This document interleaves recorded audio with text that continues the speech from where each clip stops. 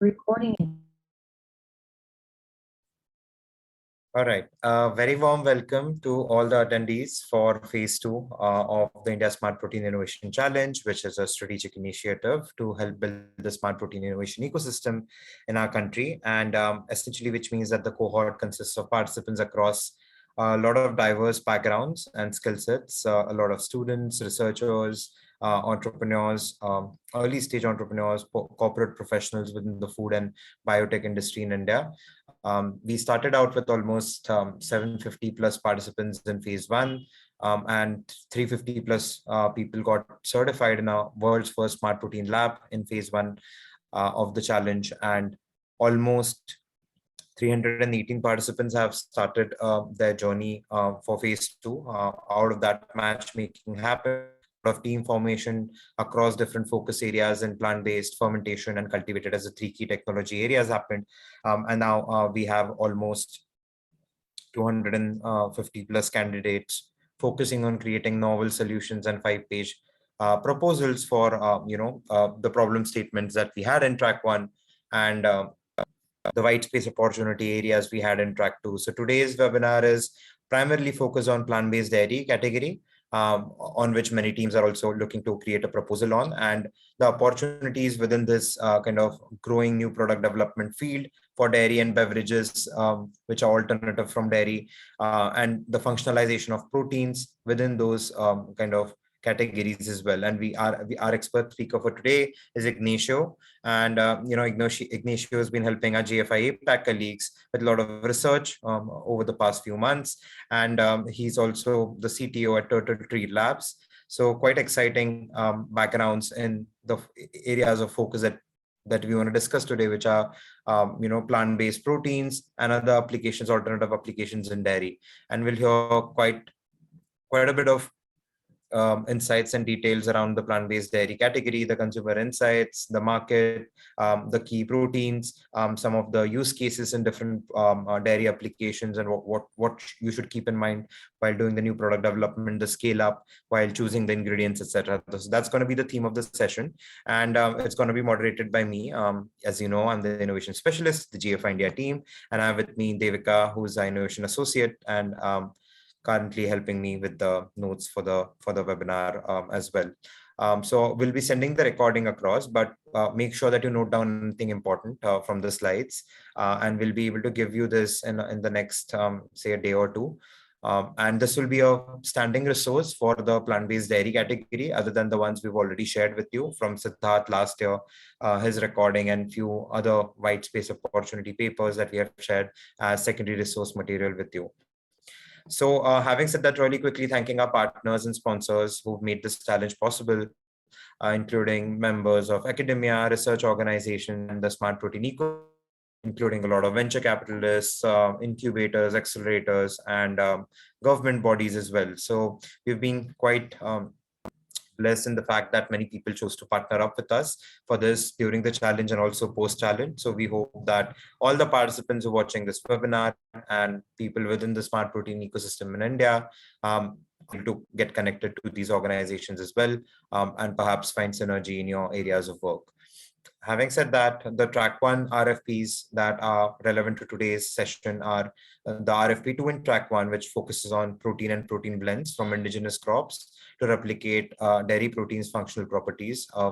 Very, very relevant session in terms of today's context. At the same time, this is another kind of a area where plant-based dairy could be an area of innovation when you're talking about fat, moisture encapsulation techniques. For a lot of dairy products, this kind of RFP might be relevant if you're choosing that kind of a end area of focus. We also have the 6th RFP in track 1, which focuses on creating,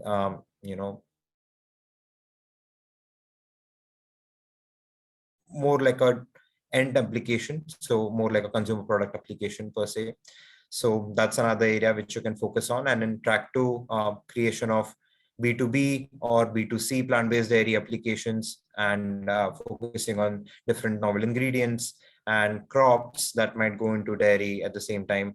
For B2B and B2C ventures, focusing on plant-based dairy for scale up and manufacturing of next generation of plant-based dairy products is another area. where we also have a focus on plant-based dairy end products. As you know, from the session we have conducted before on RFPs and problem statements. So this is the one in which if you're focusing as an entrepreneur on creating a plant-based dairy end product, accounting for the local product market fit, the consumer feedback, especially in the Indian market, which has its own consumer acceptance connotations associated with dairy. So thinking about blend of proteins, etc., is something that is relevant for today's session as well. Having said that, I think we've covered enough about the context for the session. Let's get on to basically present his screen and start with today's presentation. Thank you so much for joining us.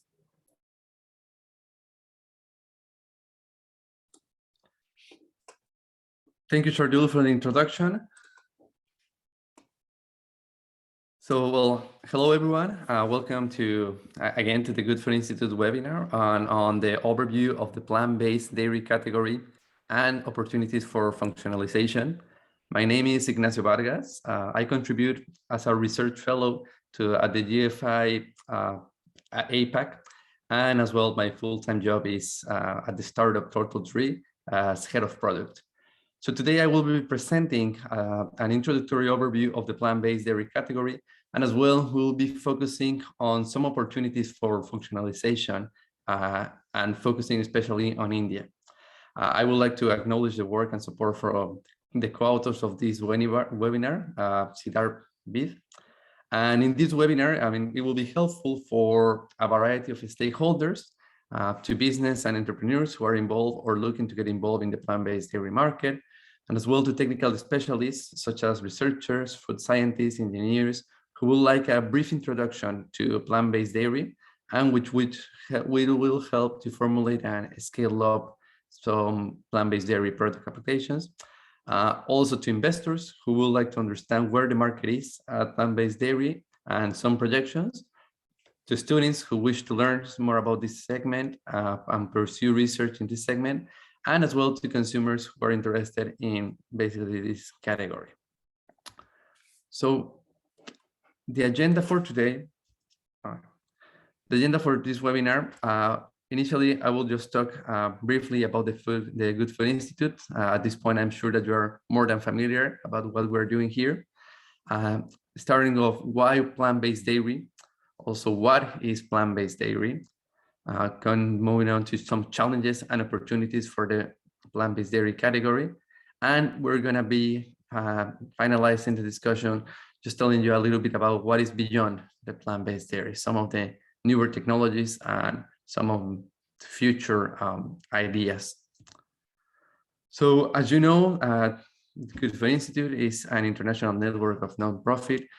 We are focusing on accelerating the shift towards a better food system, and we are more or less, well, we are focusing on three main areas of science and technology: advancing and open sourcing of the foundational science of plant-based, cultivated, and fermentation-based products in meats, eggs, and dairy.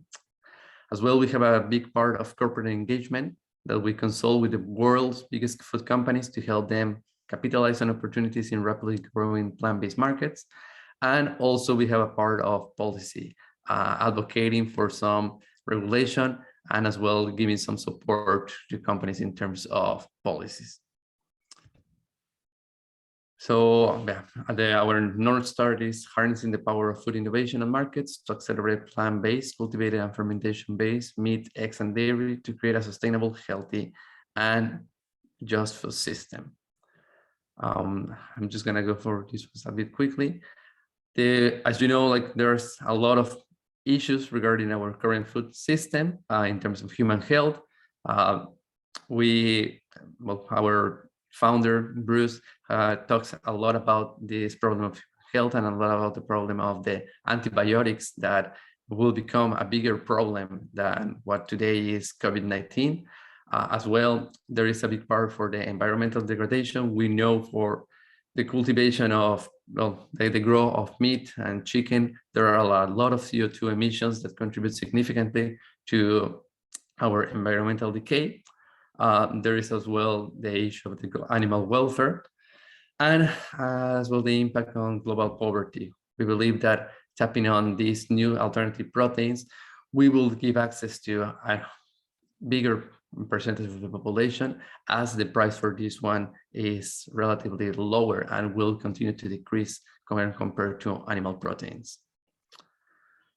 As mentioned, the current food system is not sustainable. Animal agriculture is not a sustainable means of feeding the growing population, as it is highly inefficient.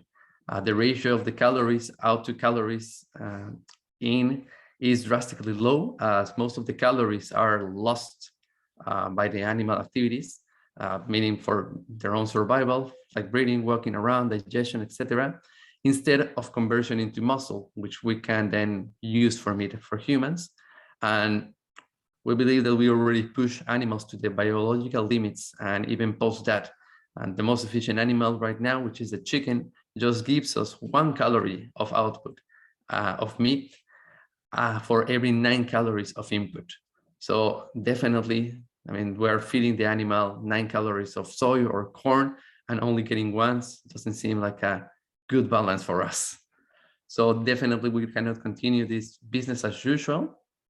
As we see in this graph here, we only have so much land in order for us to cultivate or to have this protein supply. So that's why it's really important for us to start developing new technologies where the land use is reduced, where the emissions of CO2 as well are reduced, and as well where we don't harm any animal in doing this. Okay, so now that I just did that really brief introduction of what GFI is doing, we can move on to why plant-based dairy. So even within this the plant-based dairy, we are going to be focusing mostly on plant-based milk, as it is the most important plant-based dairy product and also the most popular one, and also forms the base to creating other plant-based dairy products. A lot of times, this is the product that is used as a gateway for companies and also for consumers into entering this space of plant-based. So we're gonna go, both before going into details such as ingredients, processings, and some trends, I'm gonna tell you a little bit of why plant-based dairy matters in terms of business. And we can start just by looking at the global market for plant-based milk. Again, this is only for plant-based milk. If we look at the global market of the figures for the complete category of plant-based dairy, the numbers are a bit higher. But this is just including liquid milk. As we can see, there has been a continuous increase on the global market of plant-based. Now we are close to $7 billion, and it just keeps growing. We see these trends, and as we are going to see in further slides, that these are not only happening in Western countries or in India particularly, but around the world. So right now, plant-based milk represents by volume 7% of the global milk market, which is still a small percentage, but it represents quite a significant amount. And how then this plant-based milk is distributed around the world? Historically, in Asia Pacific, plant-based milks have been consumed for years. So they are still the biggest region, to consume this kind of product. And the focus mostly in Asia Pacific is on soy. Follow up by North America, leading with the US, where the consumption of plant-based milk boomed, like I may say, like about 1 decade ago, and it's still growing. And as we will see in further slides, the distribution of the proteins that are used in North America is also varying. We're now leaving away some proteins such as soy and almond, and now the market is focusing on newer proteins such as oat, pea, walnuts, and so on. The third region with the most consumption is Western Europe, and as you can see, these are the 3 main important regions. So coming back to Asia. Now, in Asia Pacific, starting in 2008, sales of plant-based milk total 11.1 billion. From this 11.1 billion, the region's leader is China. This is mostly because the per capita consumption are supported by high regional rates of lactose intolerance and price parity compared to traditional animal-based milks. So as mentioned, China leads in the plant-based milk with 72% of plant-based milk sales by value and 71% by volume, followed then by Japan and Thailand. And just focusing on China a little bit, as mentioned, China's long history of soy milk as a staple in the diet allowed China to become a leader in this plant-based milk sector early on, both regionally and globally. However, the demand in China has waned as consumer preferences have shifted in the recent years. And since 2013, per capita volume has declined by a cumulative of around 20% and offset growth from elsewhere in the region. What's positive is that China volume contraction in 2008 that was of minus 1.5 year-to-year category growth. But we anticipate further improvement in companies such as One-to-One and Vita Soy and Danone for them to come out with some innovations. There is a lot of opportunities in the Asian market to innovate outside of plant-based milks and start looking in categories such as plant-based yogurt or ice cream, as these haven't been tapped in. Now, moving on to Western Europe, the regional plant-based milk market remains robust. Over the past 5 years, the per capita volume has grown at a compound annual growth rate of 10.5%, which is really good. Per capita consumption levels vary widely from a high 7.4 liters in Spain, which is the leader in the region, up to just 1.4 liters in Italy. So like China, Spain has had a head start in the plant-based meals compared to other countries in the region. This dates back to the 13th century, where a lot of consumption from tiger nuts was produced. A product called horchata remains an important part of Spanish culture, although plant-based milks made from soy and other crops are equally or more popular now. Horchata, which is made of these tiger nuts, makes up 50% of the plant-based milk market. So Spain's leader position in the plant-based milk segment is also because Spain has one of the highest levels of dairy intolerance in Europe, and the consumers prefer plant-based options. The plant-based dairy industry across Europe is growing as a lot of companies are innovating in this segment. In terms of the industry, Danone is a market leader, around 28% value share, which is more than 4 times than of the next largest competitors. And the portfolio of Danone is comprised of the mainstream brand Alpro, which is Europe's leading brand, and as well Provamel in the natural channel. So Alpro, for example, has been in the market since the 80s, and it was the first one to launch a non-soy milk alternative. So now moving on to Latin America. In Latin America, we see that as well, Mexico is is the biggest market. Mexico is a country where the consumption of dairy is quite significant, and as well the lactose intolerance trend is booming. So Mexico is a really good market for the plant-based milks, followed by Brazil, which initially was the leader in plant-based milk market, but over the last few years, the Brazilian market has been pressured by either economic weakness or increasing concerns about transgenics and GMO soybeans. Now Mexico surpassed Brazil since 2008. And in terms of industry, Coca-Cola is Latam's plant-based milk leader, which brands such as Hades that since early 2000s started in countries such as Mexico, which is a soy-based milk. And as well, Danone Silk is on the top of the brands. Now, for the US, even in the US, the value share of plant-based milk is over 13%, and volume share is over 8% of the total US milk market, and it continues to grow every year. So this shows a tremendous opportunity to grow further, increasing the volume share, and at the same time, bettering the economics of scale. In the US, it's one of the strongest markets for plant-based milks, and not only for milks, but also for all the category, such as ice creams, which is highly developed, as well yogurt and cheese. And we are continuing to see new products and new innovations coming, mostly for culinary solutions, and just exploring different avenues in which the plant-based dairies can be incorporated. So this is a really interesting graph. I mentioned it before.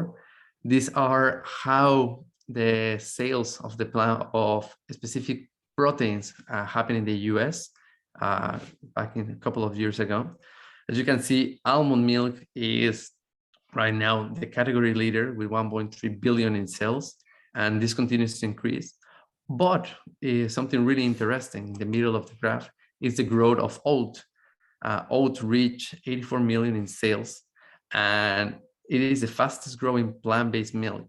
So now dollar sales of oat grew by almost 700% in the past years. So this oat milk popularity is soaring, as you know the story of how Oatly came into America, introducing the oat into coffee shops, and from there it just started a trend that hasn't stopped. And as well, like it being supported by a strong marketing campaign. We believe that the next plant-based protein to have a significant rise will be pea. It had introduced before, but now the supply for pea has been positively impacted by major players in the raw material space are now expanding their capabilities. We are talking about companies like Ingredion, Rocket, or Puris, which all have big production capabilities in North America to continue the expansion of pea. So now that we know that plant-based milk is gaining traction across the globe, let's understand the consumers and a little bit of their mindset when buying plant-based milks. So we know that, well, according to some reports published by Wells Fargo, the countries that lead in plant-based milk purchases, in these households, not only they buy plant-based milks, but as well they buy conventional milk. In the US, are 88% of households, and in Brazil, the number is 96. So we are seeing that not only the consumer is buying exclusively plant-based milks, but as well they combine it with cow's milk. So this flexitarian market is the one that consumes mostly these kind of products. So when we are looking at what the consumer is saying, or what are the trends that we want to replace in terms of the animal product consumption, we need to understand why these people is still buying both. What are the advantages that has of having both of these products in their pantries or in their fridge? So in another study conducted by Faunalix that investigate which plant-based products were the most popular among omnivores in the US, plant-based milk came up to the top. So we know that the plant-based meat has had a lot of traction in the recent years with brands such as Impossible or Beyond. And there's a lot of focus both from investors and from consumers. But the advantage of plant-based milk is that it's a category that has been present for many years and is quite engaged by the consumer. A lot of consumers are consuming, having these products for over 10 years or even more. So this is something that is already in the mindset of them, and it's already a tradition or a custom. So when it came to vegetarian population, that is in the right, we see that now the burgers or the meats take the lead spot, as like this is again one of the categories that a lot of technology and innovation has been put on. So now these products we are seeing that are taking now a more mainstream part on the vegetarian population. So now moving on to what is plant-based dairy. I mentioned before that when we talk about plant-based dairy, most of the times we think about milk, but we see that no, this is no longer the case. We need to start thinking about other product categories as there is a lot of potential in these categories to innovate and for this to accelerate the growth of the whole plant-based category. So we can start thinking about some powder milk options. I put here some example of a product that I believe is available in India of coconut milk in powder, as well some yogurt alternatives, which is a product that will kind of easily be produced using plant-based proteins, and some interesting options of vegan pizza cheese in liquid. You know that cheese has been one of the hardest products to emulate using plant proteins, as the melting capabilities are really hard to replicate using these kind of proteins, and it's really hard just to replace casein. Also, another category that we're seeing that it could expand in plant-based is infant formula. I mean, historically, infant formulas have had an option of soy-based proteins, but now we're seeing that some pea options are coming up in the market. And this is, in the past, this kind of product were only consumed for babies with some kind of allergies or intolerance to milk products. But now we see that some parents decide to, just for their consumption habits, decide that it's better for the kids to consume plant-based products. Also, a really interesting product that I found, a vegan ghee, basically just taking some vegetable oils in order to substitute the animal product itself. And as well, the category of sports nutrition is one that is significantly growing in the US. So now when we talk about the plant-based milk and more a little bit in the terms of development, we know that one of the most important products for any of these of the plant-based is the protein itself. So where the proteins are coming, we can divide it into kind of like 4 main categories: legumes, grains, seeds, and nuts. And I mean, each one will have their own advantage and their own challenges in terms of supply, flavor, functionality. But these are more or less the most popular sources.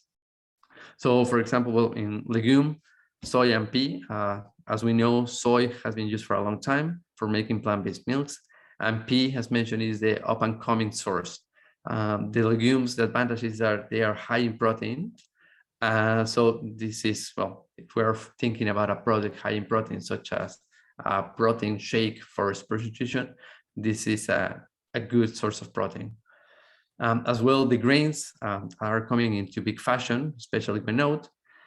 And over the last few years, due to these excellent foaming properties, the oats, I mean, this has not only been used only for plant-based, also oat is favored. Oat is a good example in the brewing industry, where oats are used just to produce like a thicker foam in certain kinds of beer, like stout beers.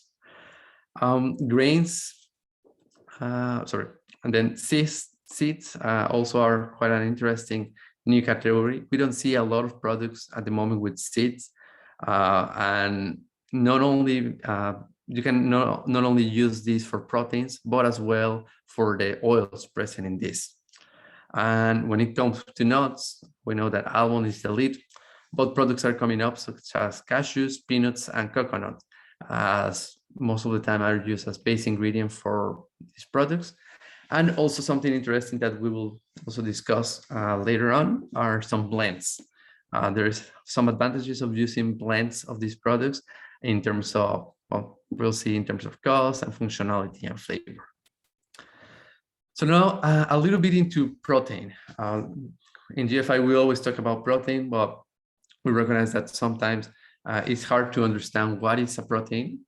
So proteins, we can just imagine them as big change or big polymers of amino acids, and amino acid being like the single building blocks of these proteins.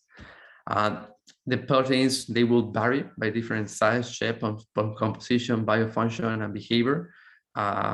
So meaning that they are like really big proteins, really small ones, some proteins that will have some functional properties in the body, like some nutritional properties, others that will have a bigger impact in the function in terms of the texture that they can provide to the product, others that will be better for reacting at different processing conditions, such as high temperatures or really low pH. And each plant species has a unique composition of proteins, and with this unique composition, obviously will come unique functionalities. And as well, it's really important to understand that the plants, they don't only contain proteins. Protein sometimes is on the lower end of the percentage of the composition of the plant. So they also include a lot of ingredients like starch, fibers, and oils, which could be both an advantage and a disadvantage when we are dealing with them. So a brief overview of how the proteins are extracted. This process obviously will change from source to source, but more or less it could, in general, it could be that we have first our raw material, our plant. The first thing that we need to separate is, we need to separate and clean, take away the hulls and stems, and just take the seeds. We can do a physical process of milling, and then by some extractions, we can separate the oil. This is, not all protein sources will require a fat extraction. This is only for those with high amounts of fat.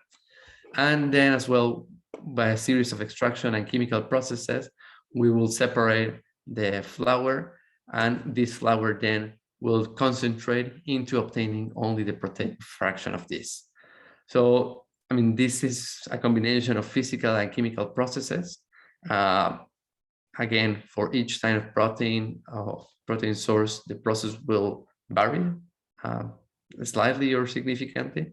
And as well, the products that we can obtain and the products that normally, the names that you will normally see in the market for protein can vary from concentrates that will have a protein content from around 40 to 6% in dry matter, to isolates that the isolates basically refers to that more concentrated protein, which will have a protein content of above 80%.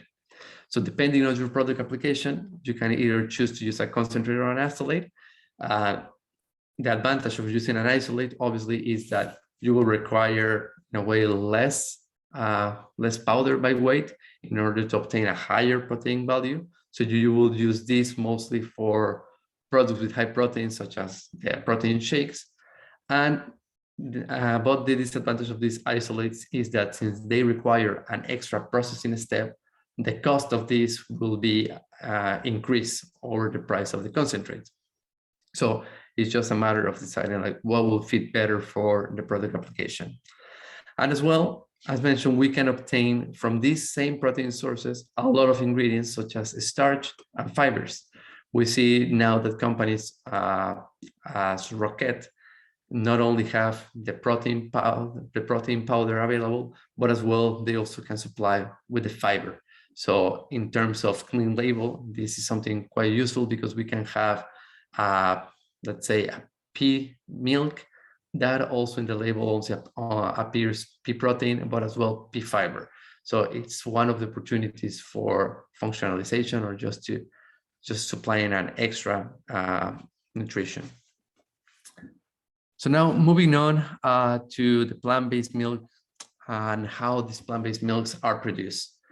As mentioned, I'm going to focus a bit more on the milk, as this is the most popular and most important product in this category.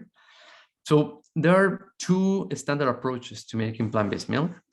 So this first one describes the approach, this first approach, where we work directly with the whole legume or the whole grain, nuts, and seed. So in this approach, the plant natural oil bodies are kept intact and play an important role in the structure of the product, meaning that we will keep that fat proportion, and later on we will see how this will impact the product. So going through the processing flow chart, the base ingredient is taken and soaked to soften the plant tissue. Then this softened plant tissue is subjected to grinding to break the plant tissue, followed by a filtration step to remove the fibrous whole material, just leaving behind the proteins, the soluble sugar, and the oils. So this oil consists of fatty acids.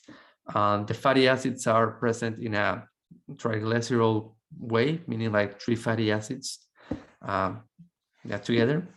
And these are surrounded by a layer of phospholipids and proteins. The phospholipids, as we will see in a couple of slides, will play a major role in the formulation of the plant-based milk. And therefore, the compositions and the structures are very similar in a way to the milk fat globule.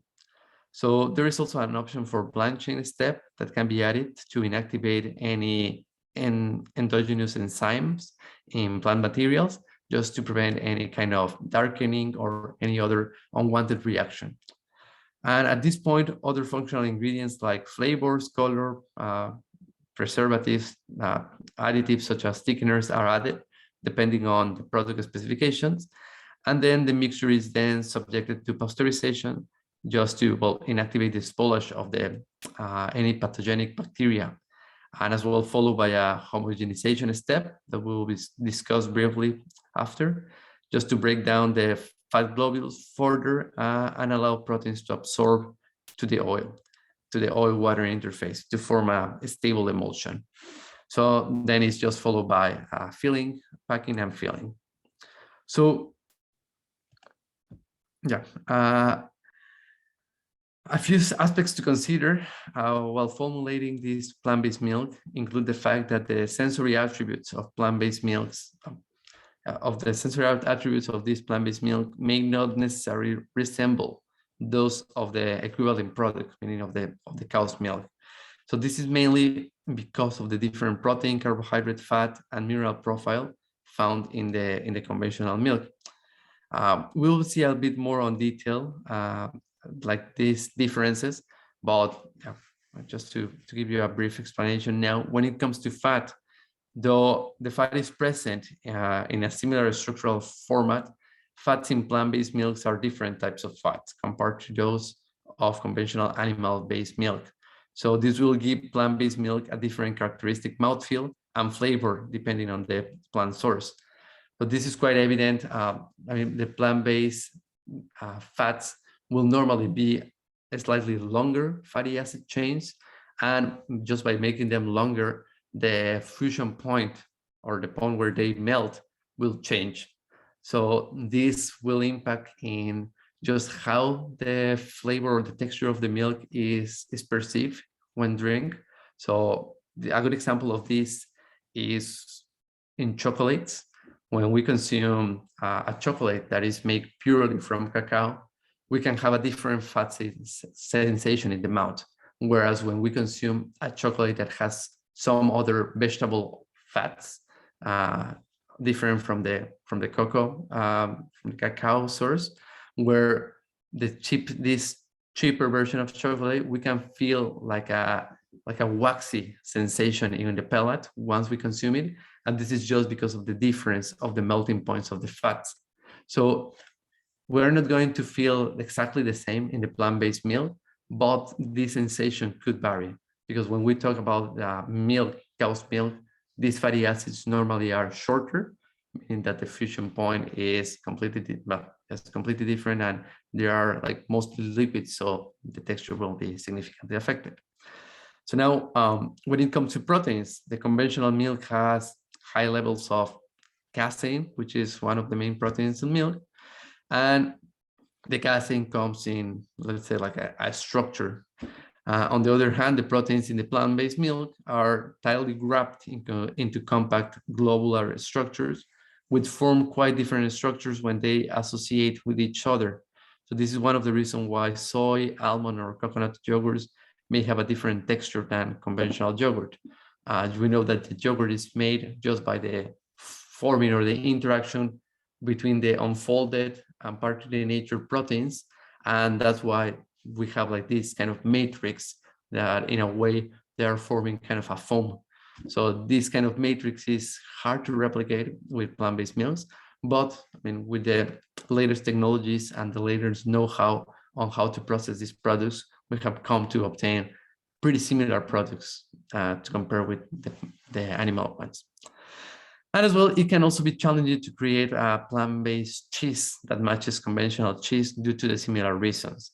The cheese production involves complex biochemical reactions that break down the proteins and fats into many different small aromas and taste molecules. And since the types of fats and proteins present in plant-based milks are vastly different, this will lead to different aromas and tastes, and as well, most especially, a difference in the melting functionalities, again, for this structure of the fat, of the proteins, sorry. So now, then the second approach of producing milk, without the use of the whole source of the whole legume or grain or nut, basically it's based on making an emulsion out of water and a plant-based oil, reconstructing fat globules from plant sources just to replicate the milk fat globules. So the logic being, instead of using the natural oil present in the plants to replace the milk fat globule, it is possible just to construct kind of like artificial fat globules using homogenization. So basically, this is just taking like individual ingredients and process them just to produce this milk. So the process is more or less like the same as when we are producing milk, of just like mixing the product. When we produce milk, we need to like mix it with different kind of like milk ingredients just to standardize the product. I mean, obviously the milk from cow to cow will vary, and not only from cow to cow, but also from seasonality, and even from the same day, in the morning or afternoon in the same cow. The amount of protein, fat will vary. So in dairy industry, when we receive the milk, it's not standardized. And obviously our label of the products will have a specific amount of protein or fat to be included. So by a lot of technologies of just the fat separation, or by just mixing the milk with some like either milk proteins, or just by mixing it with fat, we can standardize that fat and protein level to our desired label. Or also, if we are just considering to do a skim milk or semi skim milk, this is the kind of the technology that we use. So just by applying these like mixing principles, we can produce this plant-based milk, and then just do the normal homogenization and pasteurization that we will briefly discuss. So now, coming up to the plant-based milk a bit more in detail in terms of the process and the ingredients. So if we focus on the middle top part of the graph, we can see more or less what will be the basic formulation of a plant-based milk. The bigger percentage of it will be water, and then follow up by the plant protein concentrate.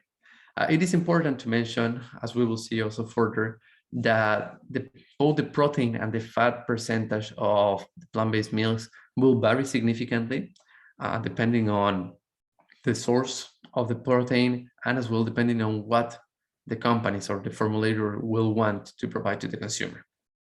But in general, most of them try to replicate the milk in terms of protein content, and in terms of oil, since sometimes the consumer doesn't want to take fat because of the high caloric intake. A lot of the times we see that plant-based milk only either have a small percentage of fat added, or they are completely fat-free.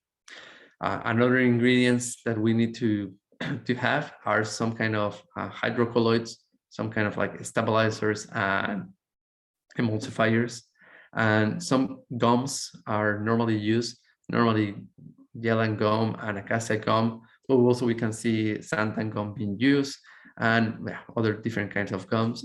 And the advantage of the gums is that they can provide a thickened body to the milk, just to make it a little bit like a little bit denser in a way. trying to emulate that consistency of the milk. Especially, we will need these kind of ingredients when we are producing a product without fat, because one of the advantages of fat is the texture itself, or the body. And another part is the flavor. Some companies, or well, we see a lot of products incorporated like soft vanilla flavors, just to give kind of like a sweeter taste, or try to mask some of the flavors coming from the proteins. Because also like the proteins itself will have their own particular flavor profile. And sometimes the consumer, as we see before, the consumer is mostly like a flexitarian. So they're not looking that much to the plant flavor, but they want to have as close as a dairy flavor, as a cow's milk flavor as possible. So then again, the process will just involve like the mixing operations, some pasteurization, that is basically heat, homogenization, that is breaking apart the fat, and also just making everything homogeneous, meaning the particles on the same side. Some holding time, referring to the heat holding time, is not only that we apply a punch of heat, but we need to have this heat for a specific amount of time, just for us to make sure that all the dangerous bacteria are eliminated. And just like a filling and either a cold storage in case of a simple pasteurization, or an ambient storage in case of a ultra high temperature pasteurization. So the composition that the consumer expects is, well, just the water, the protein source, some milks we have where we're going to see use some kind of vitamins or pH or minerals as a way of supplementing, or in the case of minerals, just to regulate the pH of the product. By regulating the pH, we can as well have some advantages in stability, and also in terms of equipment, or the same protein fouling that it could happen because of lower pH. We can avoid it just by having these buffers. Some salt as well is sometimes added to this composition, not because we want a salty product, just because the salt acts as a flavor enhancer.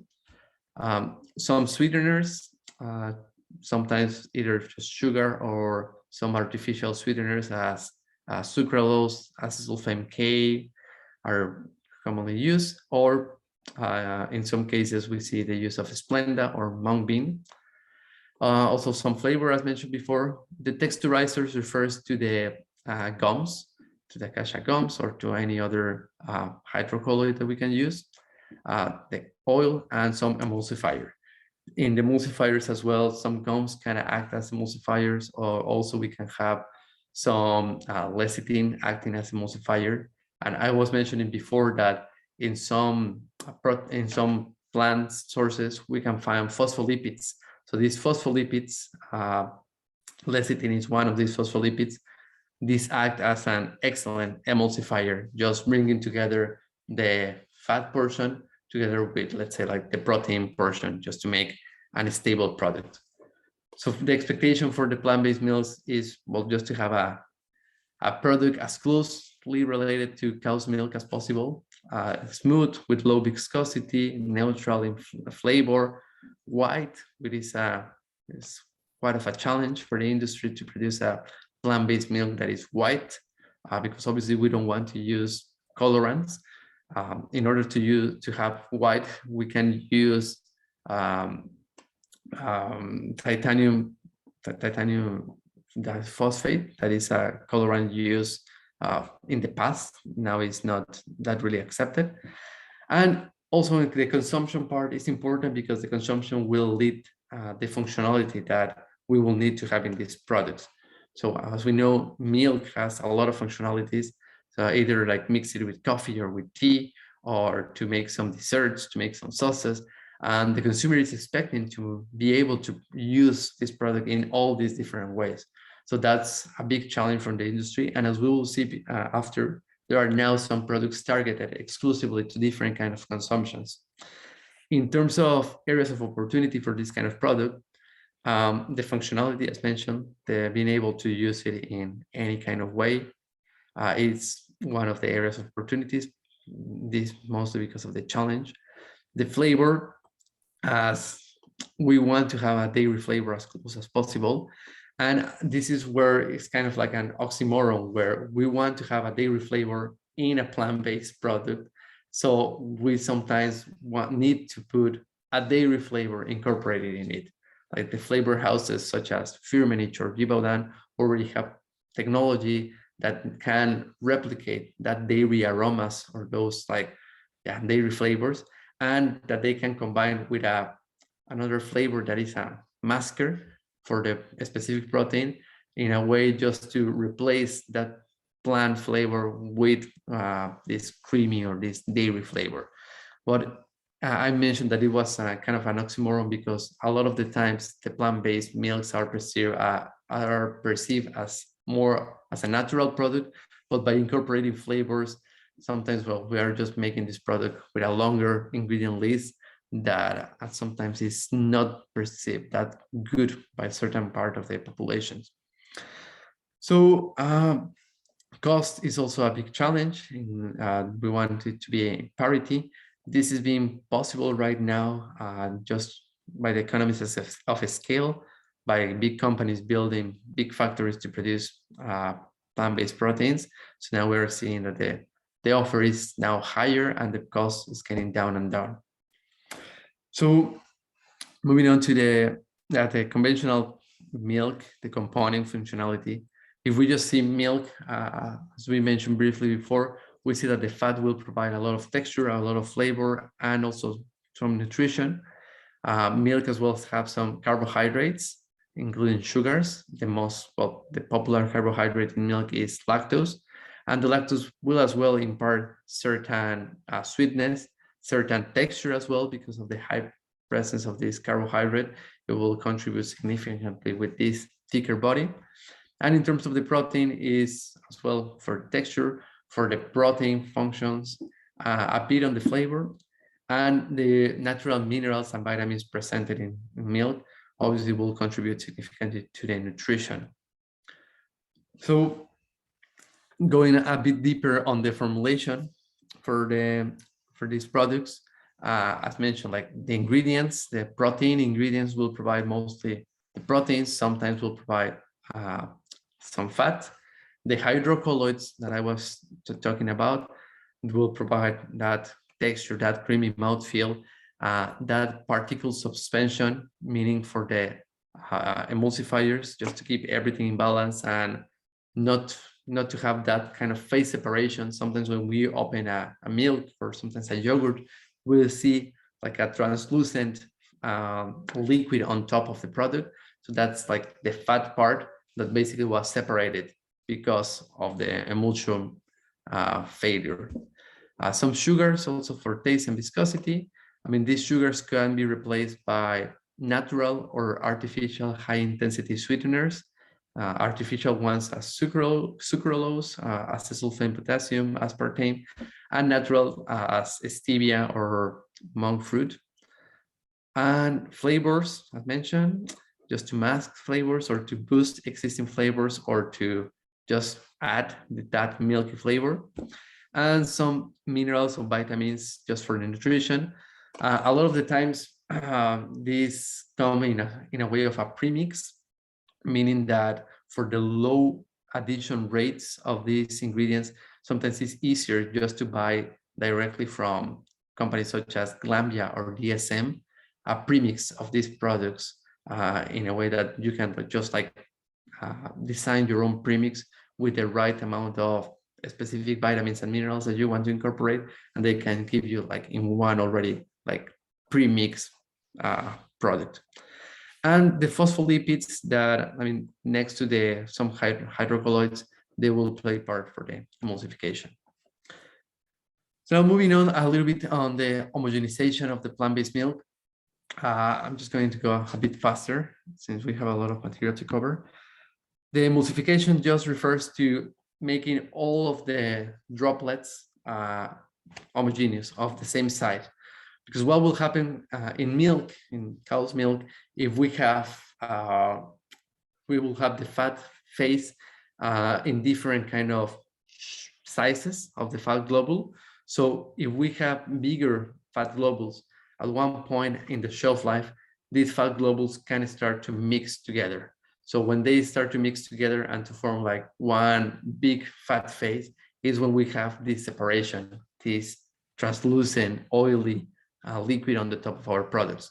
So in order to avoid this, we need to break down or to decrease the size of this fat globule just to make it smaller, as small as possible.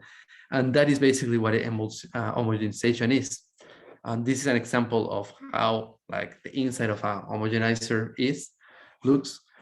So just by high pressure, we just push the liquid to one part, and basically just to make the liquid pass through a small chamber.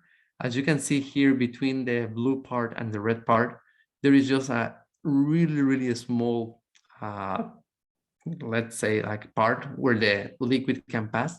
And just by physical action, by heating the liquid in this surface, the fat globule will be reduced, and then just by passing through this small conduct will be reduced even further. So now after the homogenization, either after or before, we can have the thermal process. And I mean, I put here like the two examples for the same product, which is silk. In the US, at least, there we have these two presentation, the refrigerated presentation that only uses high temperature, short time pasteurization. This is like the typical pasteurization that is done at kind of lower temperature, around 72 degrees, for a minimum period of 15 seconds. The combination of temperature and time will vary depending on the kind of pasteurization that you want. Sometimes the temperature can be a bit higher with the time being reduced, or the opposite, the temperature be a bit lower with a longer time. But the main objective of this is just to guarantee the safety of the product when intake, meaning just eliminating all possible dangerous bacteria or some microorganisms. And the shelf life of this kind of product will vary from maybe from 10 to around 21 days, but it needs to be kept refrigerated. So the disadvantage of this obviously is that the cold chain around distribution can be challenging, can be expensive. For certain countries it works. For countries such as Mexico, I mean, we do have this kind of products, but sometimes for certain regions it's preferable to have the UHT product because the distribution chain, well, is definitely cheaper and easier, and also there's the huge advantage of the long shelf life. So for the UHT, as mentioned, one of the advantages is to have a really long shelf life of 6 months or more. It can go maybe even up to 12 months. This will depend on basically what are the quality aspects that the manufacturer wants to have in this product, as along the time the product will change its organoleptic properties. And this UHT procedure needs to be done at really high temperatures, at ultra high temperatures, around 138 degrees, and for a really short period of time. In this, I mean, there are different technologies, either direct or indirect UHT. In the direct ones, either injection or infusion, meaning that we inject some like kind of vapor to the product. And the advantage of this is that of making it like short time is that the physical properties of the product don't change dramatically, but the disadvantage of just using the high temperature produce certain changes to the product. So normally if we compare these two products, the refrigerated and the UHT, if we compare them side by side, we can see that the UHT one is darker just because of the caramelization present in the thermal process. So as well, if we want a wider product, then it's preferable for us just to use a high temperature, short time pasteurization, but it comes with a trade-off of the shelf life. So moving on quickly to yogurt, we have the same kind of information. For the yogurt, we also have that the sugar will play an important role for the texture of it. The protein as well will play an important part just by generating that texture that we were talking about. And as well, here we have a brief description of the process. I'm not going to go into detail as we will be focusing on other areas, but there is also a lot of expectations from this product in terms of the creaminess, the smoothiness. The consumer wants this product to be sometimes kind of like a foamy product in case of like some Greek yogurts. So then the areas of opportunities will be just to match that texture, match that functionality. For yogurt, sometimes we use it to make kind of sauces or kind of dips. So we need that product to be, for the emulsion to be good in order for it not to break when we kind of like mix it with other products. Sometimes in the yogurt as well, even in the animal, in the cow's milk product, we can feel grainy notes, and this grainy comes from the nature protein. So we need to control the naturation of the protein up to a point that we don't have this grainy mouthfeel. And with the plant-based, we have the same expectations. So we need to avoid that kind of experience. In the cheese, the major challenge here, as mentioned, is the melting. So the biggest area of opportunity is just to improve this melting in order for the consumer to be able to use it in different applications. So moving on to the challenges and the opportunities of the plant-based dairy. So there are many considerations for the protein to use. I want to start with this one, as this is the main challenge, as the protein to select will have a lot of implications. At GFI, we have really good resources that talk deeply about this. One of them is the plant protein primer that you can look in our website. So the considerations are in terms of the protein content and the quality of these proteins. We're going to talk a little bit about this quality and how they impact in nutrition. As well, allergenicity or intolerance. That's why like countries as the US are moving from soy, as it has a big percentage of the population being allergic to this, and moving to other options. The consumer perception as well, soy is seen as a highly GMO product. So sometimes the consumer of the plant-based product is really aware of what are the advantages or disadvantages of GMOs, and sometimes they prefer not to consume this kind of product and lean towards organic products. So that's why, well, we have like all these new sources. As well, almonds for certain part of the population is perceived as highly, well, not that sustainable because it requires high amounts of water, and a lot of the production of almonds in the US happen in California, a state that is famous to have a scarcity of water. So also a lot of consumers, just for that sustainability point of view, decide to consume maybe oats that are like really highly efficient in terms of sustainability. As well, I mean, there's terms of functionality and cost that we will discuss briefly. So in terms of the proteins, we can grade different proteins depending on these parameters.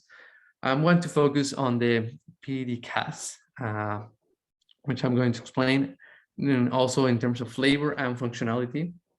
I mean, you can refer back to this slide once we show you these slides, especially for the values and what will be excellent or poor source of protein. So yeah, I mean, this is a really good indicator for you to really take some time to to study it and to use it when selecting what protein to use. But I'm going to start first with what I consider to be one of the most important aspects that we need to take into consideration when formulating. That is the consumer. At the end of the day, the consumer only is going to use this product for the taste. If a product tastes bad, they're only going to use it once. Even though that product has a lot of nutritional properties, the taste is always the main criteria for the consumer to repurchase that product. So this is quite interesting information. from a GFI resource, specifically focusing on India, that they rate the considerations by different set of consumers that they have when buying a milk. So this information is among non-users of plant-based milk, meaning among users of only regular milk, and how they rate the products. So the green bars represent how they rate the plant-based product. So we can see just by doing a comparison between the rating of the plant-based product between the animal one, we see that in terms of taste, the plant-based scores lower. As well, in all the parameters, the plant-based scores lower for non-users. And when we compare it with what the users of plant-based milk, that the users of plant-based milk products, we see that in aspects such as healthy benefits, nutritional value, they score higher the plant-based products, meaning that the consumer of these plant-based considers that in terms of health and nutrition, the plant-based diet is better than the animal one. But even among these users, the taste and the appearance and the texture, meaning all these organoleptic properties, these sensorial properties, the plant-based product is worse than the animal one.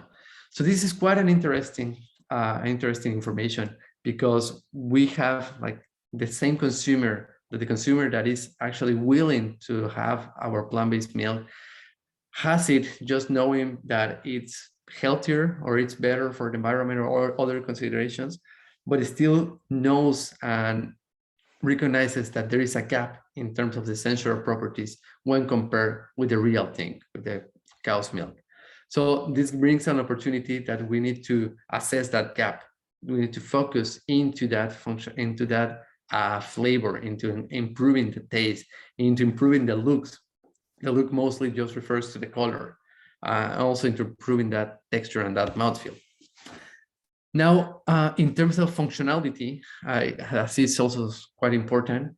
A lot of the people interviewed in this survey uses the product mixed with tea or with coffee.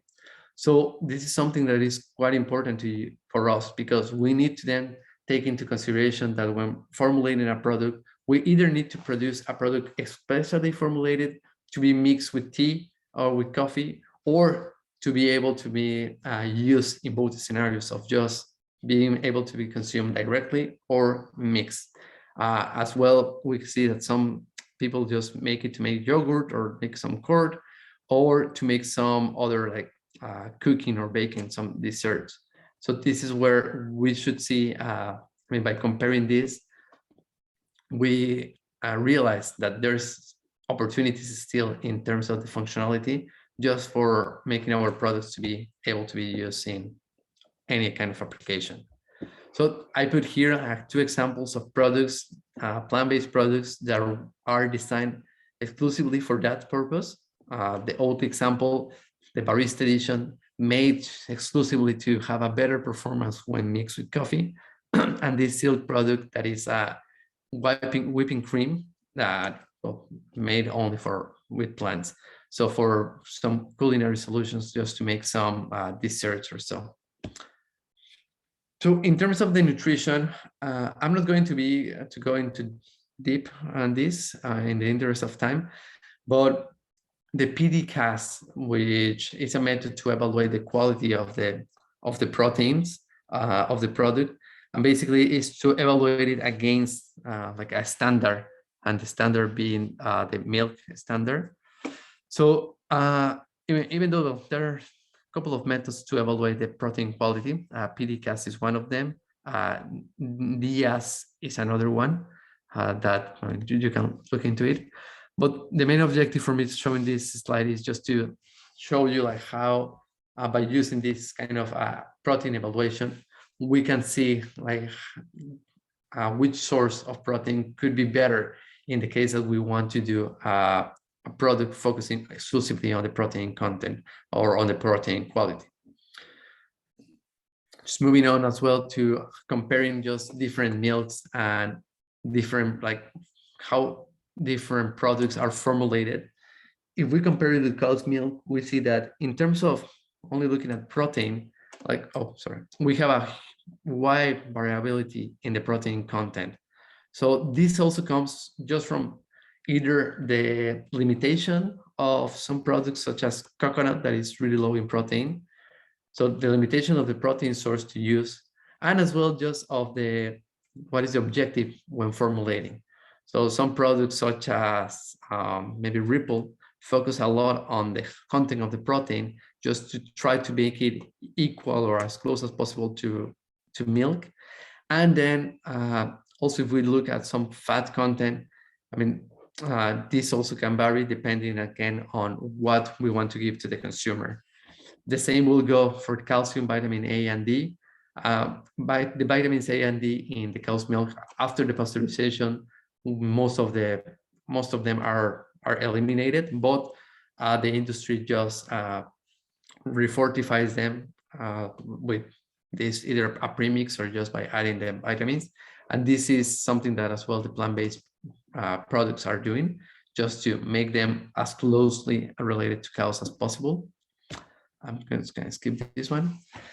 And I mean, then just to close this part of the consumer perceptions, the reasons why the plant-based consumer buys these products most of the time is for health because of the nutrition. So we need to pay a lot of attention to nutrition just to either make it at least equal to cow's milk, or we can see there's an opportunity just to make it more functional, to add other ingredients, to add other values of nutrition.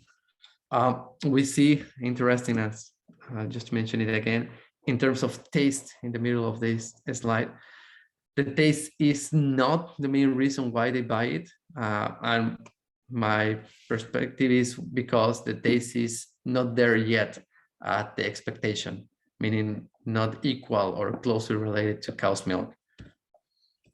I'm going to skip this too. Now, I mentioned before that combining some plant proteins could bring some benefits. The benefits are that we can improve the protein content just by making this a more balanced in terms of the limiting amino acids presented in the different protein sources. As well, we can play around with cost. A good example is this one, Milkademia, that is a product in the US from macadamia nuts, but since macadamia nuts are quite expensive, they also mix it with some pea protein just to balance the cost. By combining proteins, we can also get like some functionality.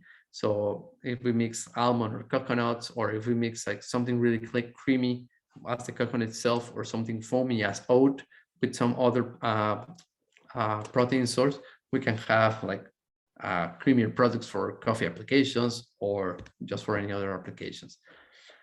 Now, I wanted to show you more or less how the market in India looks in terms of functional products.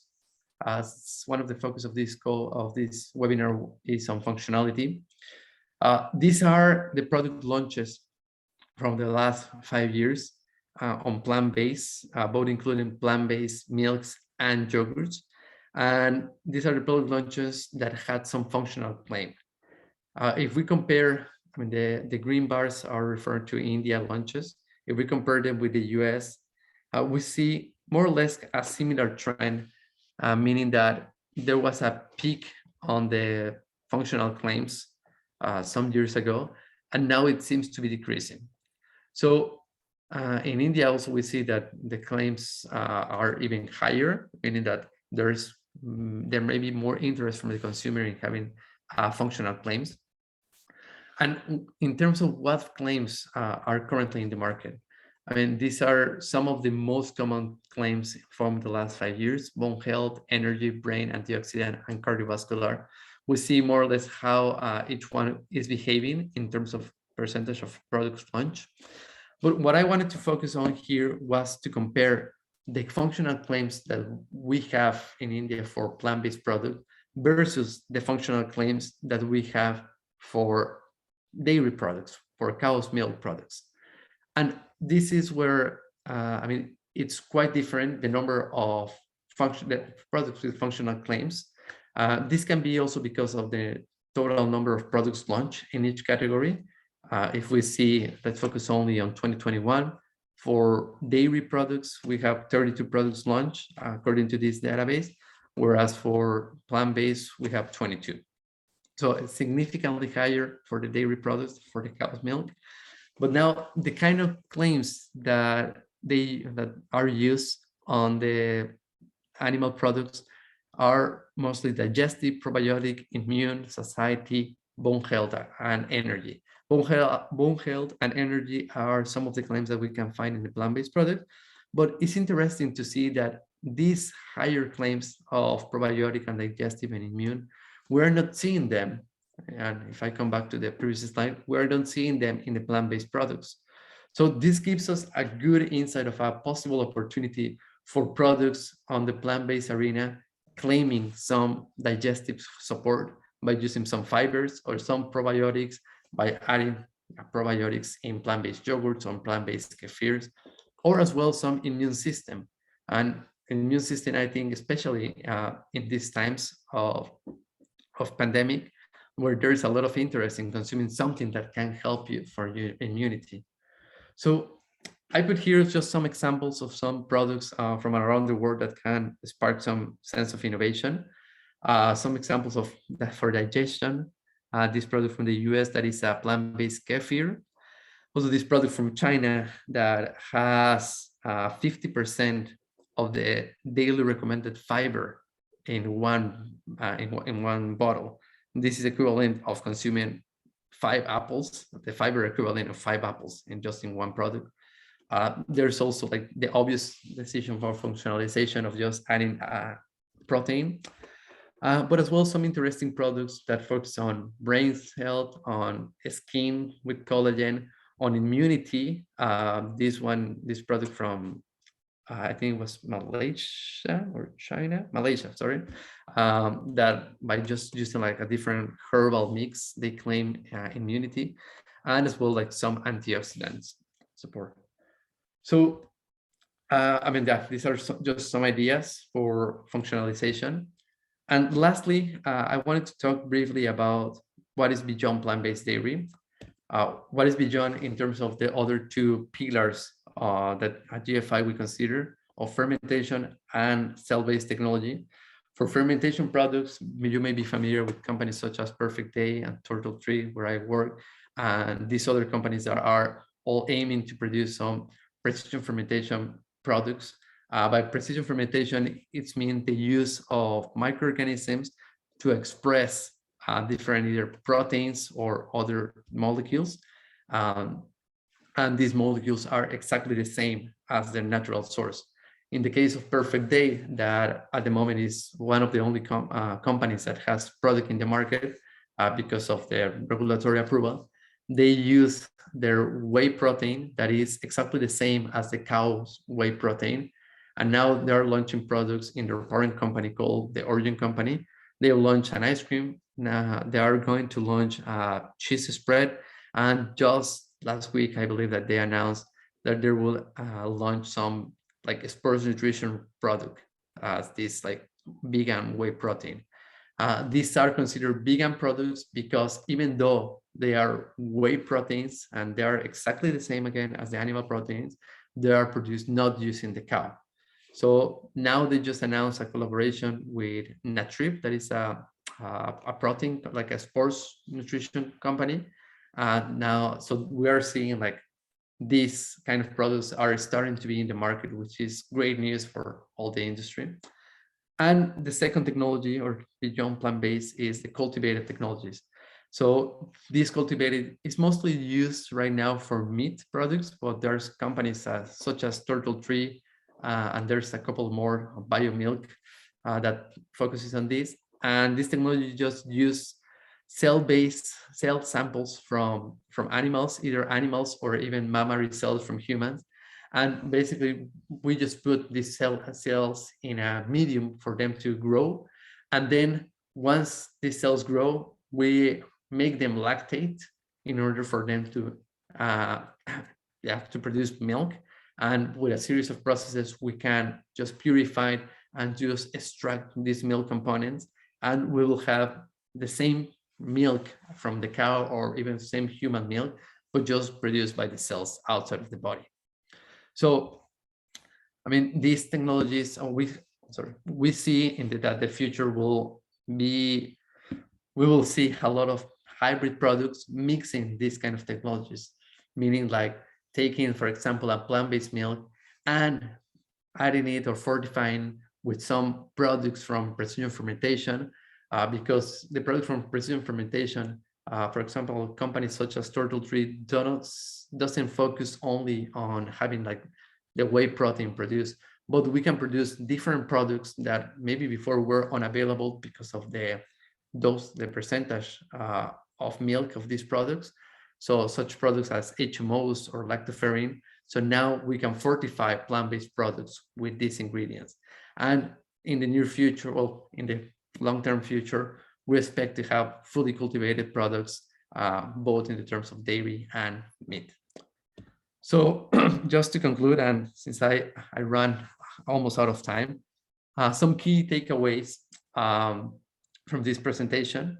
One important is that the market is still growing. It's a really big market now, and in different regions is growing at different rate, but it's a market that has come here to stay. This is a trend that is not going away, and what we are seeing is just a different use of proteins being used, and now there's a lot of opportunities to start offering higher nutrition or added nutrition products.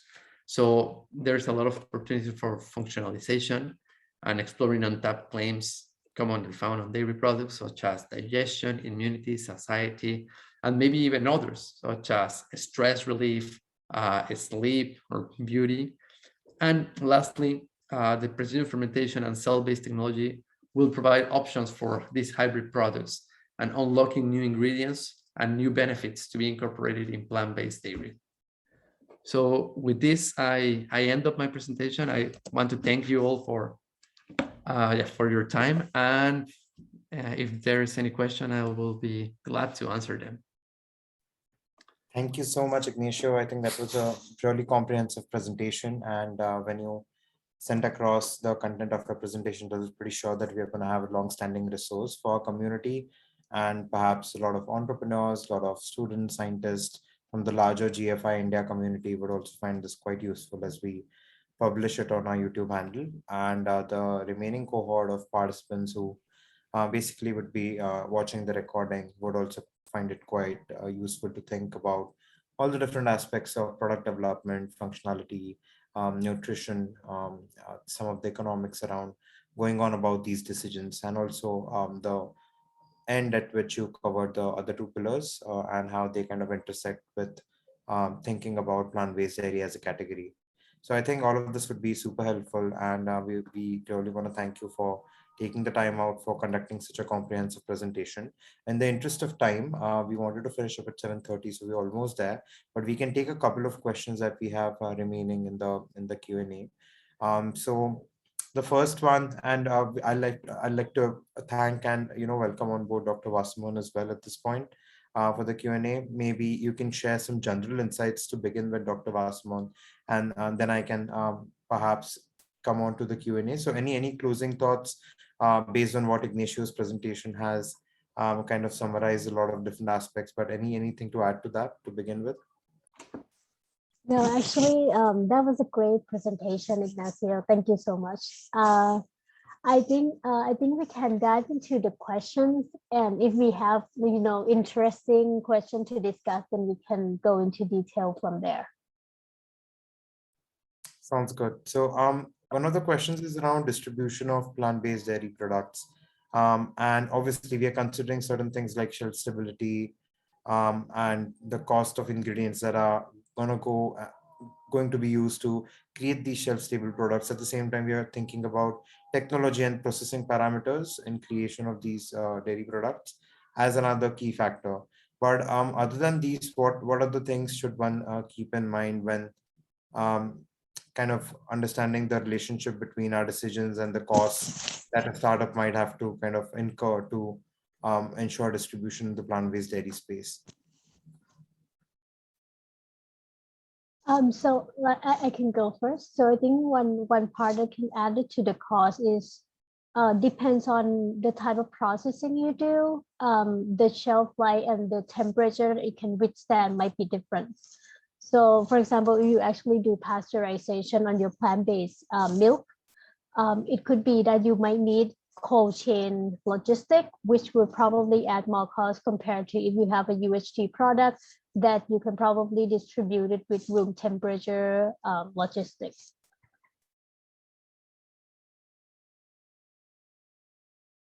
Perfect. Thank you so much for adding that context. Anything to add there, Ignacio? Yeah, maybe I will add something regarding the supply of the proteins. Sometimes maybe also the supply of the protein present in a specific country will be different. So maybe, for example, almonds will be higher priced than pea in a specific country.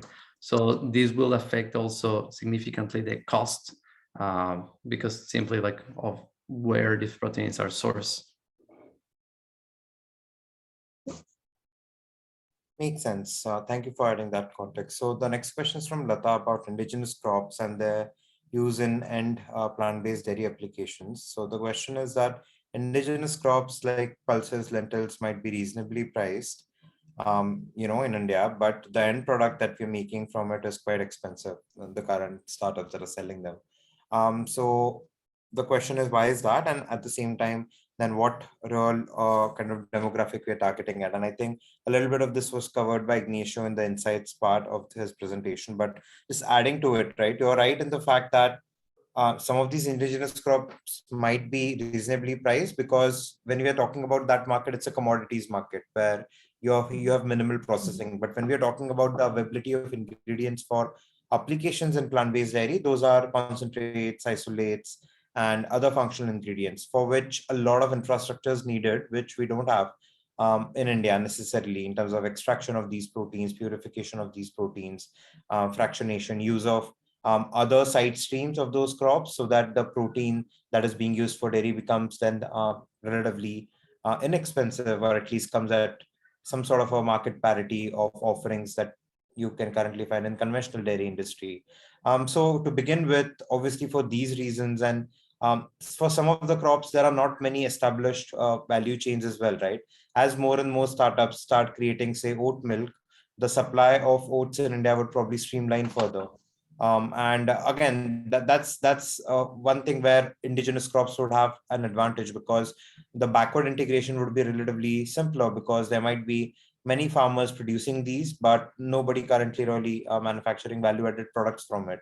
So unless that happens and multiple plant-based dairy companies start operating within our country, for example, think about Good Milk, right? When it started a few years ago, probably it had less buying power in the city of Bangalore, but now that it's servicing more cities, that it's expanding its capacity, it's in a better position to get more reasonably priced crops and perhaps protein isolates and concentrates from ingredient companies, and then price their products relatively cheaper compared to others. So, I mean, as a market progresses, you'll see the early adopter cohort, which is like from all our research, and again, the insights for dairy, plant-based dairy category in India, the document that we have on our website, and I think in the resources already shared with you would give you further insights on what kind of pricing or what kind of willingness of acceptability of these products exists within the early stage, urban, rich, upwardly mobile cohort in India, versus what kind of things you'll have to focus on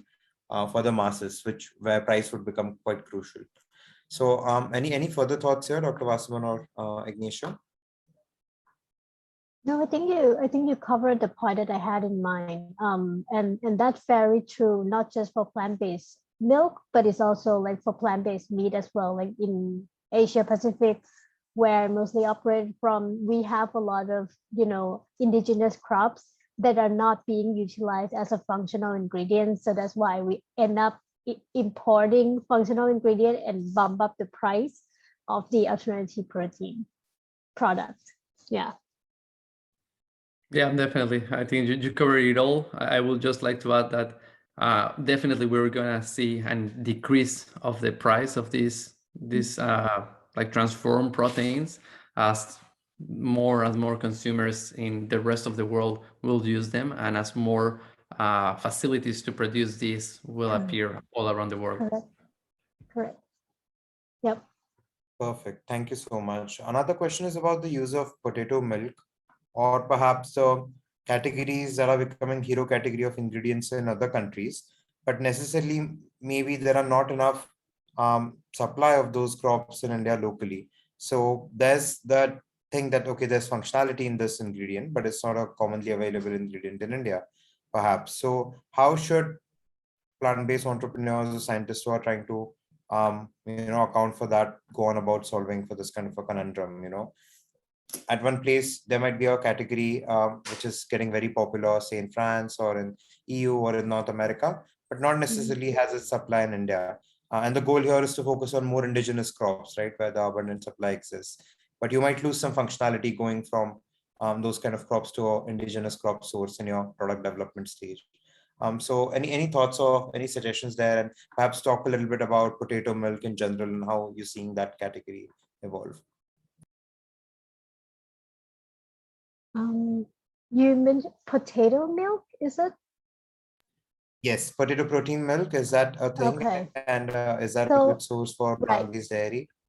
So one thing, as Ignacio mentioned, one of the key things with the plant-based dairy is we try to meet nutritional content at least on par with like traditional dairy. And potato, despite the fact that it's actually a high quality protein, the concentration of protein in the side stream of potato production is very, very low.